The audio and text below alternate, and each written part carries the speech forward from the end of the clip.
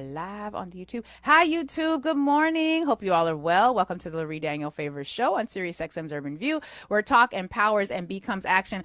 Warning to all of you, I'm recording from the home studio today.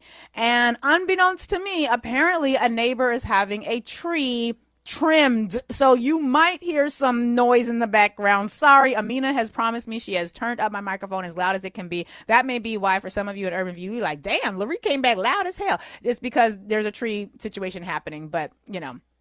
Oh, Amina says in my ear, I'm fine now, but if it happens, I'll turn it up. YouTube, I'm saying that for you because, oh no, YouTube, you all hear when Amina talks to me in the ear. Urban View, y'all the ones who can't hear Amina. It's a lot going on, but that's all right. We got a lot to get to today, and I'm looking forward to most of it. I'm not looking forward to this first story because I need everyone, if you can, to please send prayers for Jamaica. Hurricane Melissa is planning to hit Jamaica, they say, at some point early this afternoon. This is going to be the strongest storm of the year anywhere on the planet.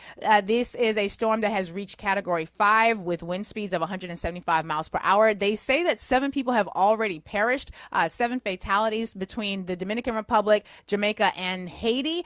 So this is already a devastating storm. The conditions have been worsening, and I've got family members who are in towns that are directly in the line of what is expected to be the path of devastation that this hurricane is going to provide or going to leave. So I pray that not just for my family, obviously pray for the entire Caribbean right now. In addition to the fact that American drones are murdering people off the, in the international waters, we now have this. And this is a storm that oddly increased. I shouldn't say oddly. Everybody who has ever been connected to climate change has been talking about the fact that when you have this level of climate shifting in terms of the changes that our waters are experiencing, the waters are much warmer than they should be. That's why we have a whole host of issues. But one of the issues that we have is the fact that storms can get extraordinarily strong, as did this one.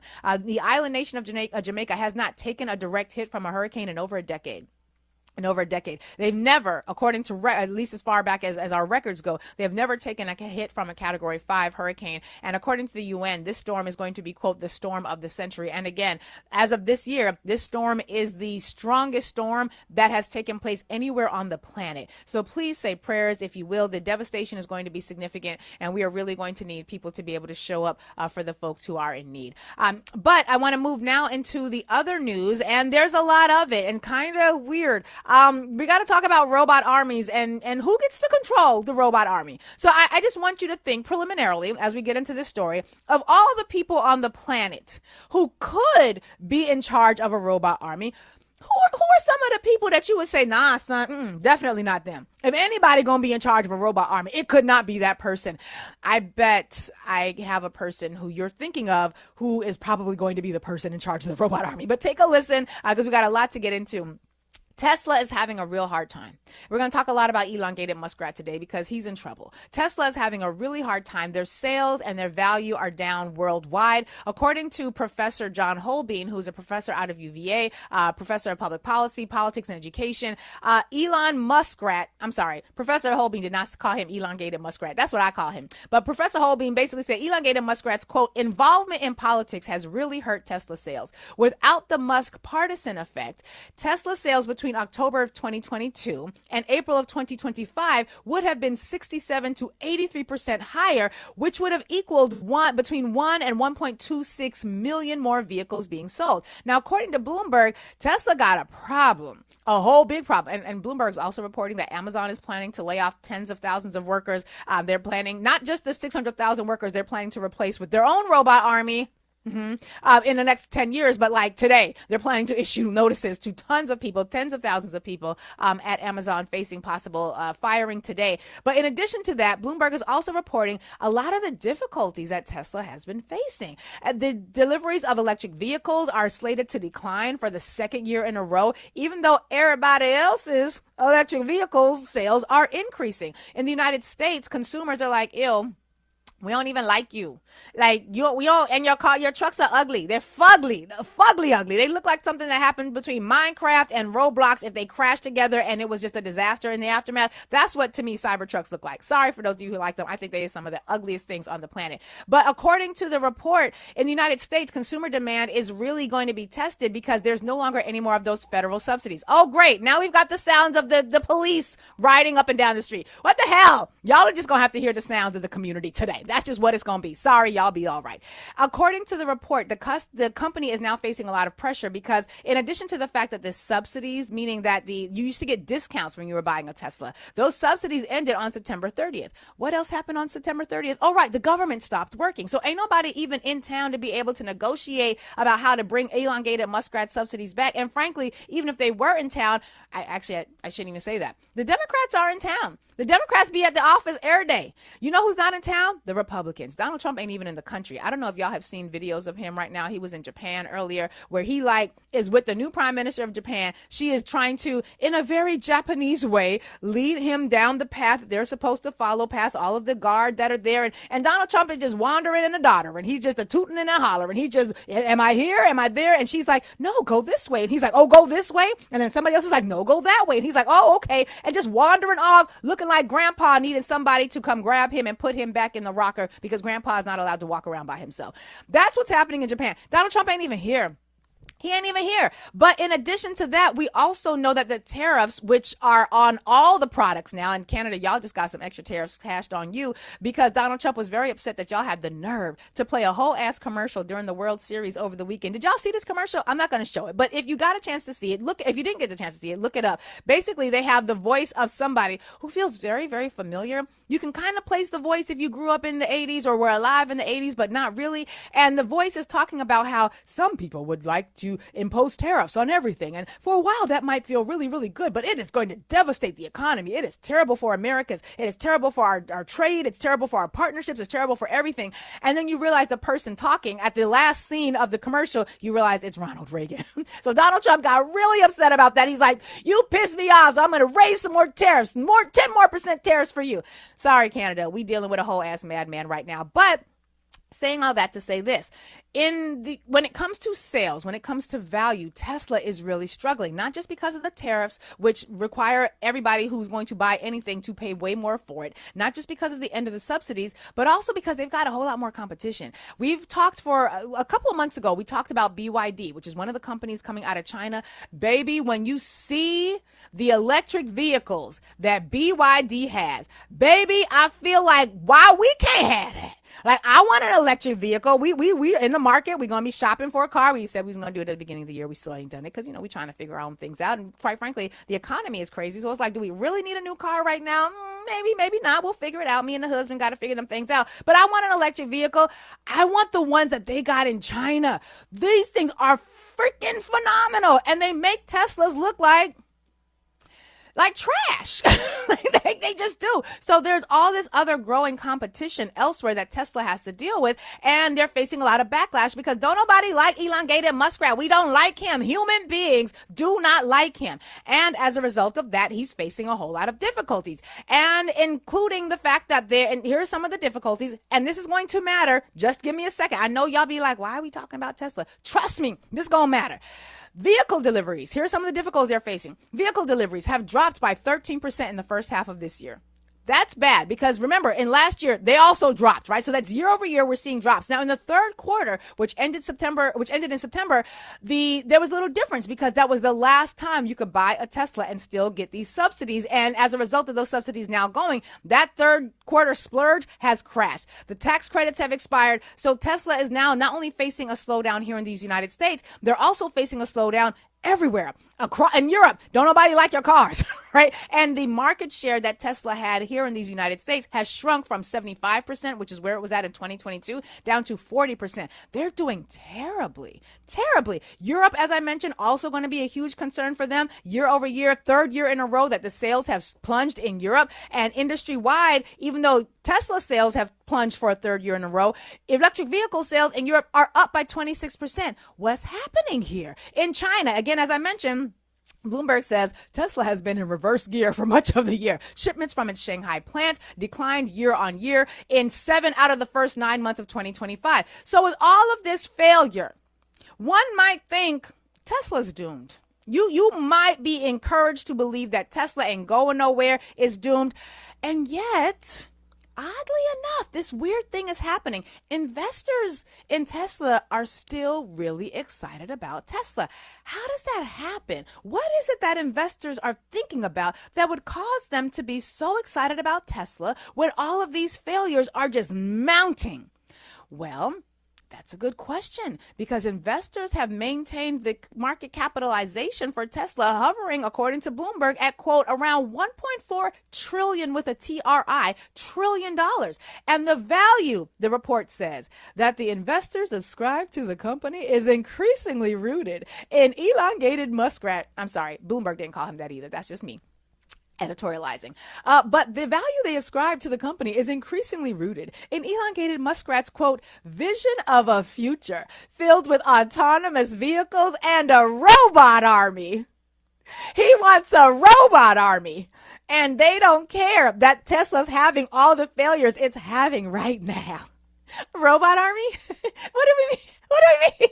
What's a robot army? Oh my God. I'm so glad you asked. According to Wired, elongated muskrat isn't just building a robot army or planning to build a robot army. He also wants to make sure he's in control of it. In an article entitled, Elon Musk wants strong influence over the robot army he's building, in a Tesla earnings call Wednesday, the world's richest man pondered the future of his company's Optimus robots and his control over them. Child, I know I pay attention to a lot of things. I know they was building a whole ass robot army. I know that robots are a thing. I grew up watching the Jetsons. You know, I'm Gen X. Y'all know this about your sister friend. I'm like the youngest version of Gen X and the oldest of millennial. We're sort of in that zennial space. I know that, like, well, I can't remember the name of the robot on Jetsons, but like, I remember seeing cartoons of like flying cars and shit. I remember seeing like a robot cleaning person. But when you call it a robot army, it gives me a little pause, especially when ketamine-addicted, elongated muskrat is going to be the one in control. Or maybe. According to the report, elongated muskrat, in an earnings call that came out on Wednesday, you can listen to the earnings call. So a lot of you are curious about these things. You can listen to these things. Elongated muskrat is very clear that Tesla is an electric car maker, but elongated muskrat also believes that Tesla is an innovator in artificial intelligence and software. And frankly, he wants to commit to building world-shaking robots. Did I mention this is elongated muskrat that we're talking about? The man who held a chainsaw up on a stage before he took a chainsaw to every single agency in America and destroyed the entire infrastructure of the federal government and then stole our data and then posted it up on websites. And that's half the reason why I keep getting crank calls and text messages and all sorts of outreaches from entities I had never contacted before in my life, because all of our information is now in the dark web. We've talked about that before.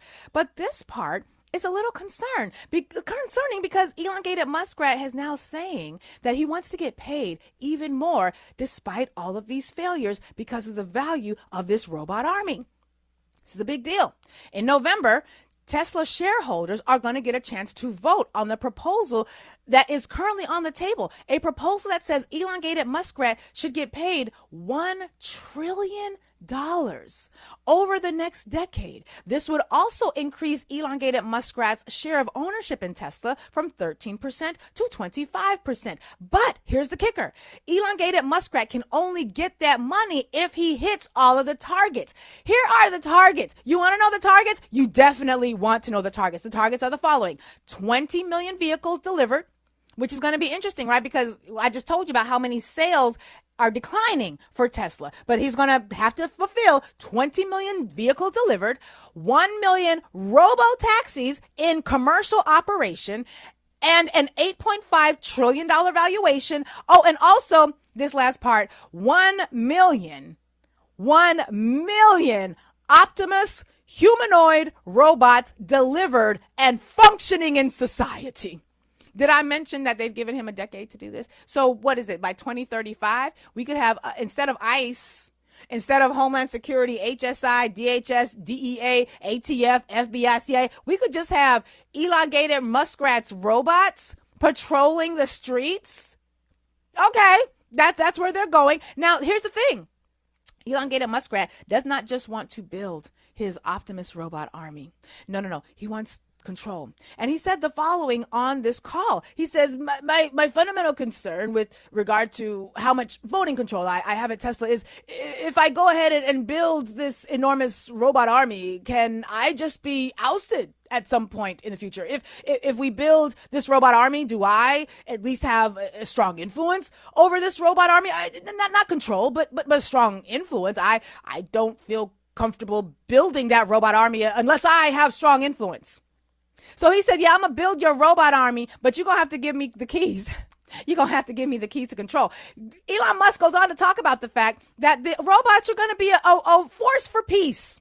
Yeah, I've heard that before. They're going to be a force for good. He says that Optimus will, quote, upend the job market and free humanity from the drudgery of work. What will we be doing? Elongated muskrat, if the robots are doing all the work, what are we doing? Is this going to be like we're just all frolicking through nature, experiencing the joys of not working? Or is it more like we're going to be in pods in the Matrix serving as the batteries for the robot army? I don't know, but this feels a little funky to me. Going on, he talks about the fact that, work will be optional. Like you could grow your own vegetables instead of buying them from the store. Ain't nobody got jobs in this future. So I don't know what's happening here. But he also says that the Tesla robots would, quote, actually create a world where there is no poverty, where everyone has access to the finest medical care. You know what's weird about that?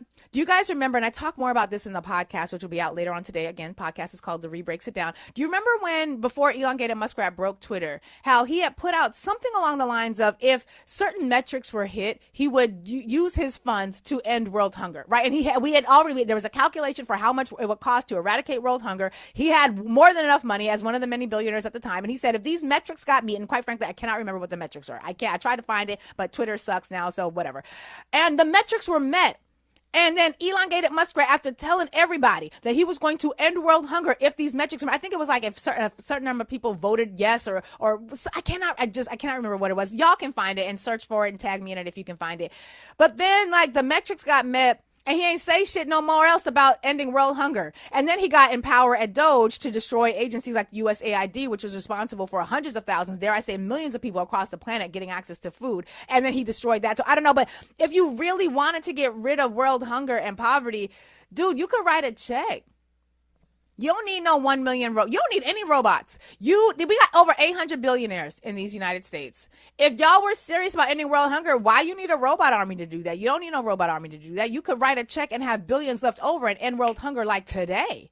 And then he says it's going to give access. The robot army will give everyone access to the finest medical care. It's giving concepts of a healthcare plan, Elongated Muskrat, because the Republicans just canceled healthcare.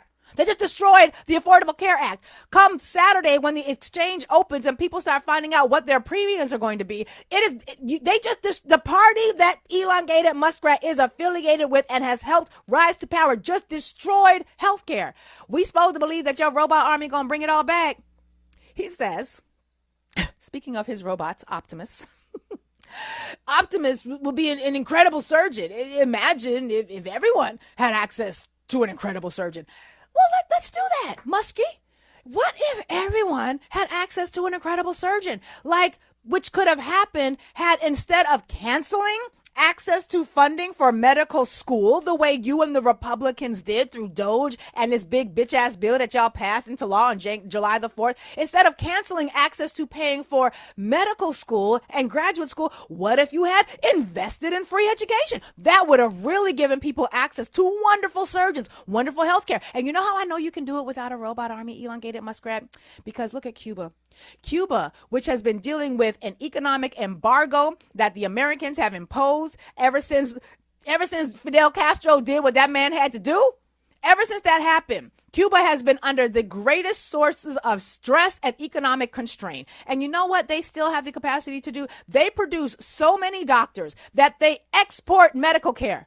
Like when Americans have issues that we can't handle, like in the last one of the national disasters that we had, like that took out entire communities in Texas, Cuban doctors can come and help. Cuban doctors go all over the world training other doctors on how to be really good at doing wonderful health care. So much so that, remember a couple years ago, when I was coming up, Cuba had actually a program that would allow for Americans to go to Cuba, study healthcare for free, become doctors in their highly exquisite system for free, so long as they committed to coming back to these United States and working in low-income communities and working in impoverished communities. So I know you can do it without a robot.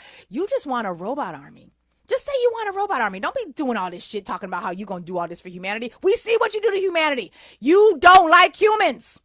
I don't even think you like yourself. Speaking of private armies, did you guys know that because the military ain't getting paid, that like military members are in food lines, right? They're trying to get food. Same way people working at FBI who ain't getting paid is in food lines. People who are working in the entire federal government right now are standing in food lines to get access to food, and they're not being paid. And yet Timothy Mellon decided, he's a billionaire, decided that he was going to donate money to help pay the troops. Now, he only donated $130 million, which is weird because if you were serious about actually paying the troops, since we have 1.3 million troops, according to the New York Times, who make up our active duty, this donation is basically about $100 a service member. So I don't know what you're going to do with that, but he did give the money to Donald Trump. And of course, this is in violation of laws. We have federal laws against people donating to government to spend in above and beyond what Congress has allowed. And Congress ain't allowed shit because the Republicans ain't at work and they have shut down the government. And so basically, Mr. Mellon, who is considered a wealthy banking heir and railroad magnate, is a longtime backer of Donald Trump. He gave tens of millions of dollars to a super PAC, $50 million to be specific, to a super PAC that supported Donald Trump. Oh, and also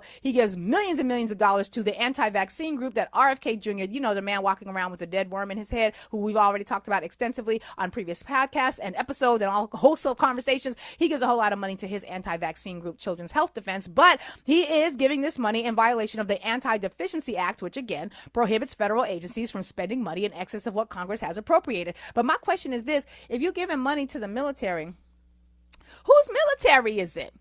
You paying for the military privately. Whose military is it? Is it still the American military? So if this $100 per service member donation is allowed to go through, are the military going to get a check to everybody? I don't know how this works. But either you giving the money to the military in violation of the Anti-Deficiency Act, or you giving the money to Donald Trump pretending it's for the military. Either way, 6 in one hand, half a dozen in the other. If private billionaires are privately paying American military soldiers, whose army are they? In addition to the fact that we don't have a potential robot army to contend with. That's all I want to know. That's all I want to know. And it's important for us to also be comforted because Democrats are pushing back. Midas Touch Network is reporting that the official Massachusetts state website for SNAP benefits now has its own message about what's happening. And that message now says that the reason that you ain't going to get no SNAP benefits in November is because that's what Trump and them have decided to do. And so I appreciate this because we know that the federal government had been posting these messages. The reason the government shut down is because of the Democrats. Well, it's about time that some Democratic states start pushing back. And the site says that people, quote, may start having your benefits cut in November because of changes that the congressional Republicans and President Trump enacted in the one big, beautiful bill. And that's an important thing because when you think about all the hunger that people are experiencing, it's really bad. Now, I talk about this way more in the podcast episode, but I want you all to take a listen to this clip. This is Booker Squared, someone who I follow on pretty much every platform that I know she is located at, because the hunger that people are about to experience, we have been told, is a function of the government shutdown. I'm only going to play one of the clips. You'll hear all the other clips later on in the podcast, which will be out later today. But I want you to take a listen to Elizabeth Booker. Booker Squared is what she goes by on the Instagrams and all the socials. And I want you to listen to her talking about the fact that this is not what has to be happening. And it's happening because the government has decided that we don't deserve nice things and they don't have to do this even if the shutdown were to continue. Let's take a listen. Oh my God, Elizabeth, are you making another video from your bed? Why, yes, the fuck I am, bitch. I have some pain from what you may ask from carrying the weight of Democratic messaging on my motherfucking back. So y'all know how the food stamp program is about to not be funded on November 1st so people won't have food stamps? Okay, well, the Republicans are saying the reason there won't be food stamps is, well, we can't get our budget bill passed. Now, mind you, their budget bill was bullshit. Cutting healthcare for Americans, and that's why they can't get it passed, because the budget was fucking terrible. So now the government has been shut down for almost a month because if you don't pass a budget bill, the agency's shut down. That's how it works. And that also means that we won't have programs like food stamps get funded. So the Republicans are like, well, because we can't pass our budget bill, there's nothing we can do about food stamps. Wrong, bitch. Did y'all know that there are 12 different subcommittees for appropriations? Appropriations is just a fancy word for all the tax dollars and how Congress spends the tax dollars to fund the agencies and then also fund programs like food stamps, okay? 12 different subcommittees. One of them is agriculture. That deals with U.S. Department of Agriculture. That's USDA. They are the ones who handle food stamps, okay? If you fund the USDA, you fund the food stamps. It's very fucking simple. And they could just go in and fund that portion of the budget, even if they want to fight about the rest later. It's called a partial shutdown. We have had a ton of partial shutdowns where some things are funded and some things are not. Happens all the fucking time, okay? As a matter of fact, we have never had a government shutdown in history where the food stamps didn't get funded.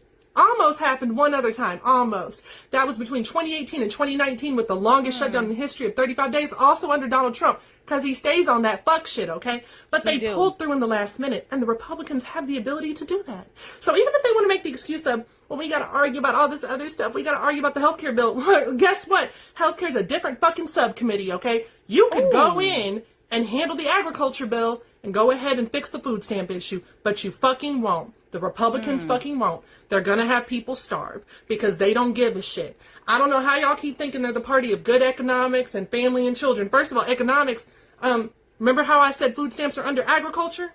There's a reason. Food stamps help the farmers. American farmers. That's how they get some funding. And they need that right now because Trump was busy giving a $20 billion bailout to fucking Argentinian farmers in South America. Not American farmers. He gave billions of dollars in a bailout to farmers in another country. So our farmers need that. And with the food stamps being cut, the farmers lose money too. Now we're at risk of even more farms closing and farmers losing out on their crops. Like, this is insane, right? And then the party of family values, they're going to starve children by not funding the fucking food stamps. And they could just go in and handle this, but they won't. And I know they can. I worked in government for a long time. Baby, my husband was a budget analyst at the Government Accountability Office, GAO. He used to hand deliver the fucking budget to Congress in a binder. I know what the fuck I'm talking about. So Republicans can fund food stamps, but they won't. They won't. And so we have a project. I said a project alert. We have a homework assignment, a power assignment, if you will. And this power assignment, we would often, and when I first started this show, I would give assignments to our audience. Like one of the first assignments that we gave, if you all may recall, for those of you who've been rocking with me, was to have every single one of your elected representatives' contact information, their socials, their emails, their phone, their cell phones in your phone. Because you need to be able at any point to be able to, they're your employee. They work for you. At any point, you need to be able to call them up. And that was the first power work assignment. This power work assignment is the following. You are to please take this number down, 202-225-2638. That's 202-225-2638. 202-225-2638. That is the number to Representative Andy Harris. You are to give him a call. You are to ask him, why are you pretending that the government shutdown is preventing you from ensuring that hungry people don't go hungry when you as a subcommittee have the ability to create a partial shutdown reality so that people who are hungry don't go hungry. 202-225-2638. Let's give him a call. Let's say, hi, how you doing? Introduce yourself. I'm Lurie Daniel Favors. I'm calling because I was just made aware of the fact that you are actually the chair of the subcommittee for the USDA. As I understand it, that means you are responsible for administering SNAP, Supplemental Nutritional Assistance Program benefits. Did you know that 40-some million Americans are about to go hungry because of this government shutdown? But I don't know if you knew this, Representative Andy fucking Harris. Don't say fucking because they'll hang up on you. But I don't know if you knew this, Andy fucking Harris, that you have the ability to make sure that that does not happen. And I know because you are the family you're the party of family values, that of course you don't want the people to struggle. So we are all going to encourage each other to call 202-225-2638. That's 202-225-2638. Call once, call twice, call three times a lady, because what we got to do is make sure hungry people don't go hungry. And as you'll hear in the podcast, while it is great that people are trying to donate to food banks, and that's wonderful, what you'll hear in the podcast is a reminder that for every meal that a food bank distributes, food stamps could provide 9 meals. It is not a one-to-one comparison. Food banks are not going to be able to do the heavy lifting. So let's give Representative Andy Harris a call. His number, once again, 202-225-2638. That's 202-225-2638. I will even say it in my Wakanda voice, 202-225-2638. We must call the number now, because even in Wakanda, we can see that the American people are struggling because you ain't got shit. So I encourage all of you to do this power work assignment. Take a listen to the podcast episode, share it, make sure people are aware. Everything that's happening right now ain't got to happen. If only we had leaders in government, the Republican side of government, who are willing to work with the people. Got to go to commercial.